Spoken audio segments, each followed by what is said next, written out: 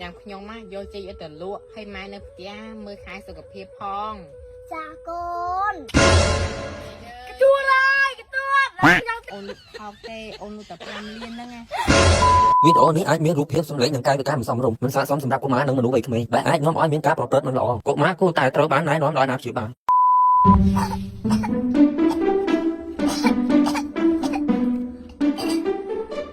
ហើយមានកូនស្រីមួយថាល្អនោះល្អ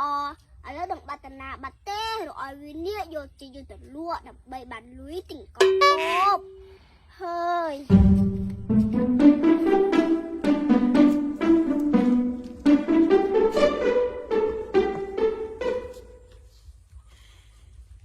កទូចអើយកទូចយកជីយកទៅលក់អានទិញកយកមកដាំបាយបាយគ្រៀនបាយឲ្យកូនចាម៉ែនេះយកជីយកទៅលក់តកូនចាម៉ែចាំខ្ញុំមកយកជីឲ្យទៅលក់ឲ្យម៉ែនៅផ្ទះមើលខែសុខភាពផងចាកូនចាំខ្ញុំទៅសិនណាម៉ែ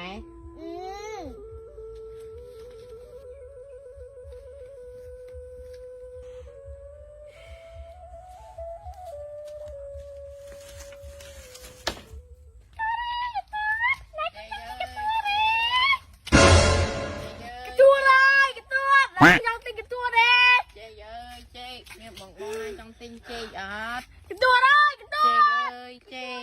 កទួតអើយកទួតណែចង់ទិញកទួតទេធ្វើបាប់កូននេះមួយសិនបងលក់អត់ដាច់ហងចេកអើយចេកអូសាលអីតាចាចូលម្នេះមក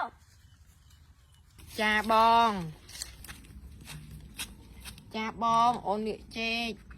ចឹងណាបងជួយទិញអូនផងព្រោះអូនណាលក់អត់ដាច់ទេបើបងជួយទិញអូនណាអូនប្រកាសជាមានលុយទិញអង្គឆៃជាមិនខានបានអូនចឹងមកយកទាំងអស់ហើយទាំងអស់នឹងលក់ឲ្យបងម៉ាន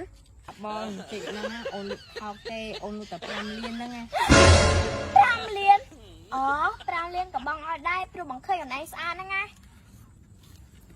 ម៉ែខ្ញុំណាប្រកាសជាមានអង្គឆៃជាមិនខានមួយនឹងជាមួយរបស់អញចង់លុយនេះគឺរបស់អញអត់ទេមីងអូនអ្នកហៅខ្ញុំទិញតាមិនមែនហើយមីងខ្ញុំទិញចេកតាមបានទិញកទួតណាអត់ទេមួយនឹងអញឃើញមុនបើចង់បានលុយចែកទៅពាក់កណ្ដាលអត់ទេមីងបើមីងយកលុយហ្នឹងណាខ្ញុំបានលុយមកពីណាទិញកហូបហ៎អត់ទេហើយបើសុំចិត្តលុយជារបស់យើងទាំងអស់យើងទៅហើយមិនកាត់ទេអូនយើងទៅចាត់ការចាបងមិនកាត់ទេអូនយើងទៅចាត់ការចាប់បងខ្ញុំយូរហើយ